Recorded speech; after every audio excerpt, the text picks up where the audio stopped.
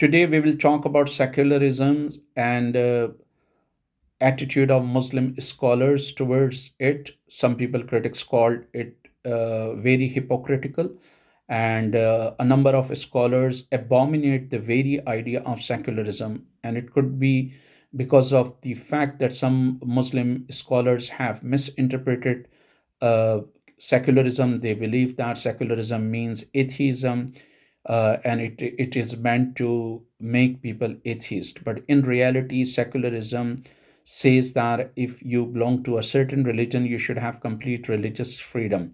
An atheistic system might prevent Jews from going to synagogues, Christians from performing their religious duties in church, Hindus from worshipping in temples, or Muslim from praying in mosque. But a system that allows every community, a system that allows the followers of every faith to go to their worshipping places cannot be described as atheistic.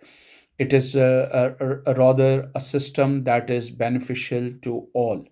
And unfortunately, Muslim scholars want complete religious freedom in Western democracies and in Western countries, but when it comes to their own countries, they do not want their religious minorities to exercise the right of preaching their religion. They want to curtail their freedoms.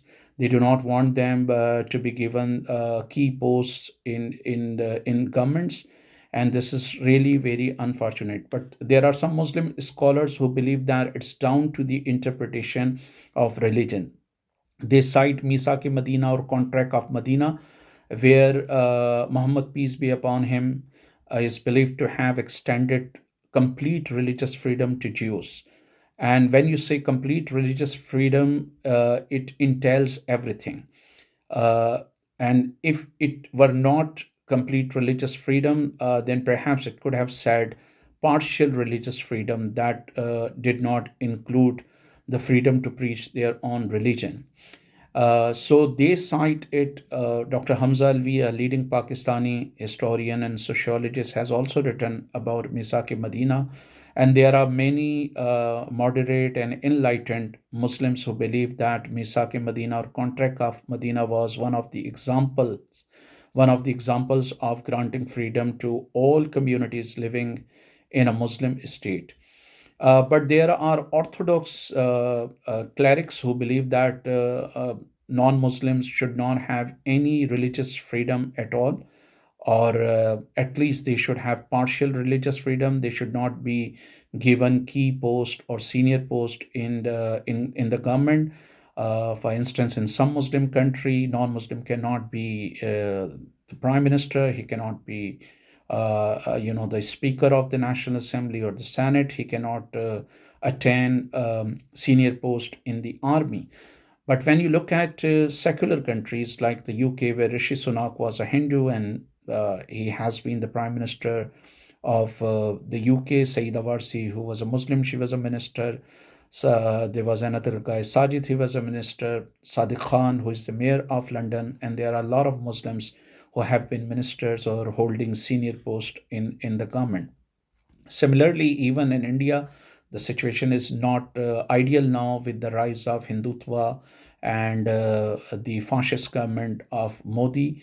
But if you look at before that, India did produce some leading politicians and senior government officials who were from different faiths, who were from different religions, because India was a secular country.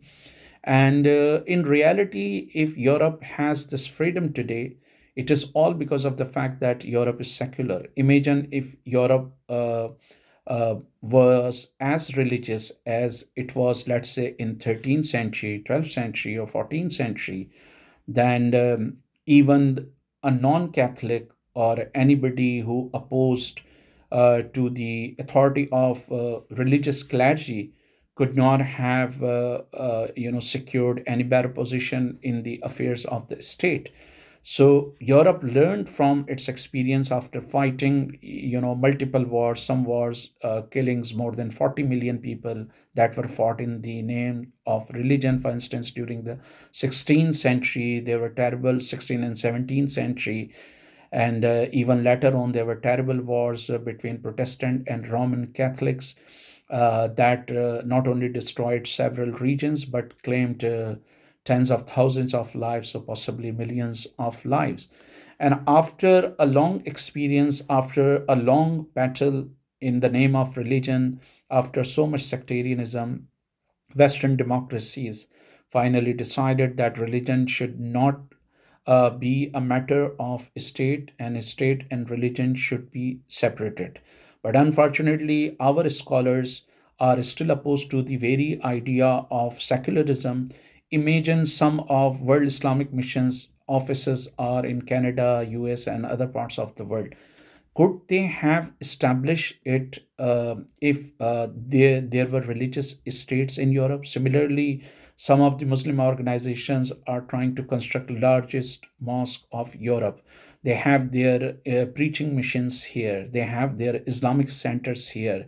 They have places here where they can openly preach their religion. They can stand in a market and preach Islam. They can even say some offensive things as well, which technically should not be allowed. It is all because of the fact that these states are secular. There are also some historians and sociologists who claim that there has never been a religious state in the history of mankind. What emerges in the name of religion in reality is a sectarian state. For instance, Iran is an Islamic state or a religious state. You cannot find any non Shiite in Shura Negeban or Guardian Council, that is the highest body. In the same way, Saudi Arabia is a religious state, but you cannot find for a long time now. Mohammed bin Salman is trying to liberalize it, and he is trying to curtail the influence of clergy, which many people believe is good because you cannot live in modern world with religious orthodoxy. But for a long time, it was a religious state, and the only members, or most of the members in the Shura, were not from Barelvi sect. They were not from Deobandi sect. They were not from Shiite sect. They were from a particular sect. Similarly, in Sudan, during the time of General Bashir, uh, there was said to be a religious government, and most of the government officials or senior government officials were from a particular sect. The Afghan government of the Taliban time, especially during the time of 1996 and onward, was essentially a Deobandi government, where most of the people from the Shura, from Deobandi school of thoughts, and naturally Barelvi, Shiite, and Ismailis, and other members of society could not become the part of that Shura. In the same way, Vatican is a religious state, but in reality, can we find any Protestant, Calvinist, Lutheran, Presbyterian, and people from other sects who may be holding key posts in Vatican?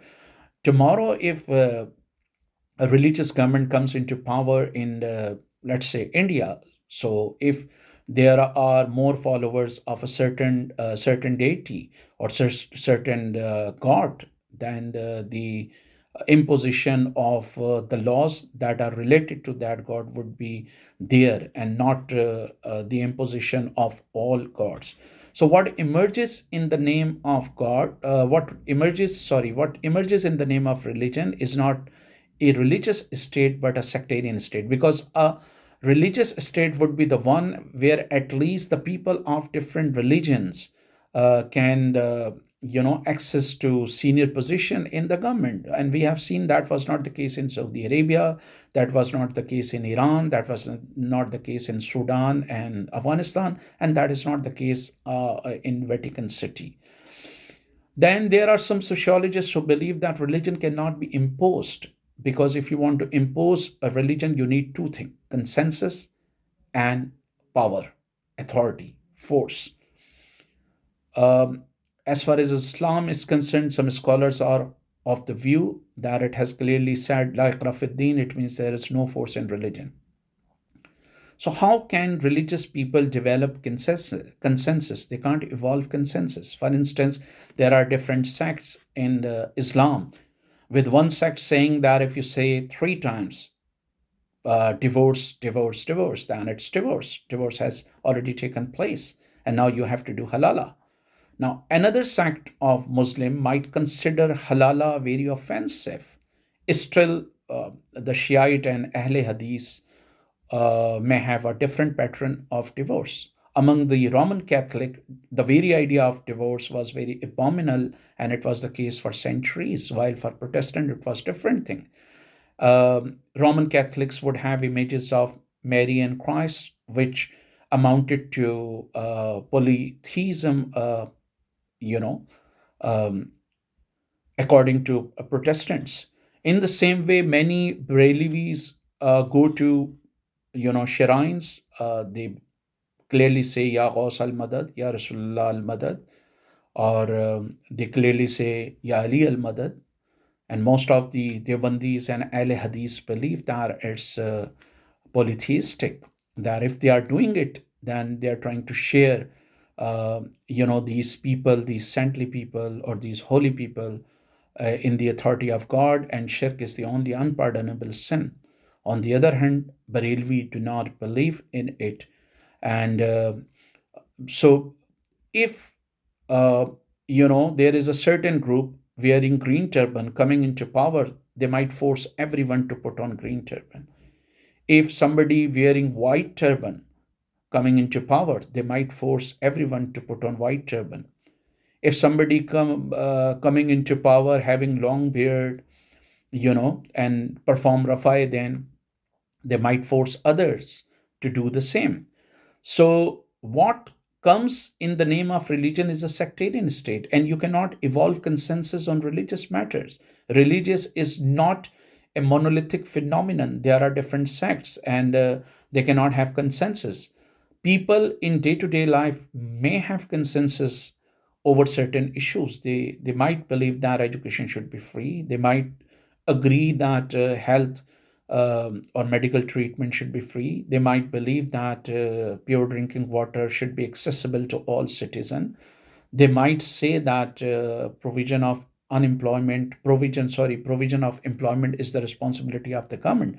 But when it comes to religious matters, you cannot say that a Deobandi can convince a Barelvi that going to Shrine or saying Ya Rasulullah or saying Ya Ali or saying, Ya Ghaus al Madad is shirk, or it is polytheistic in nature. The Barelvi, the moment a Deobandi says that, a Barelvi um, might become very aggressive and might attack him. And this is what happening in countries like Pakistan, India. This is also very unfortunate that Muslim scholars have a hypocritical approach. Jamiat ulama Hind in India wants secularism, but the same Jamiat might be very sympathetic to Taliban and Afghan Taliban. Similarly, some religious parties in Pakistan want sharia in Afghanistan, but they want democracy in Pakistan. So, this is what critics believe, that unfortunately, the attitude of Muslim towards secularism is not worth appreciating. And some scholars in the past have been selfish to the extent when they were asked, some of the scholars were asked in Pakistan that what if tomorrow Hindus demand that Hinduism should be imposed in India? So one of the scholars reportedly answered that I'm not concerned about the Muslim living in India, whether Hindus, treat them like Malich or Shudar, or whether they are thrown to the bottom layer of social stratification. I want an Islamic system in Pakistan. So does it mean that when you want to impose Islamic system, you just want to figure about millions of people living in non-Muslim countries where they are comparatively safe, while you see sectarianism and sectarian clashes in countries like Iraq, Pakistan, Syria, Afghanistan. You do not find these clashes in Western democracy where people of every sect, people of every religion are allowed to follow. So it's time that Muslim scholars and Muslim in general um, uh, revise their approach towards secularism, and they should think over it deeply instead of running after any so-called scholar.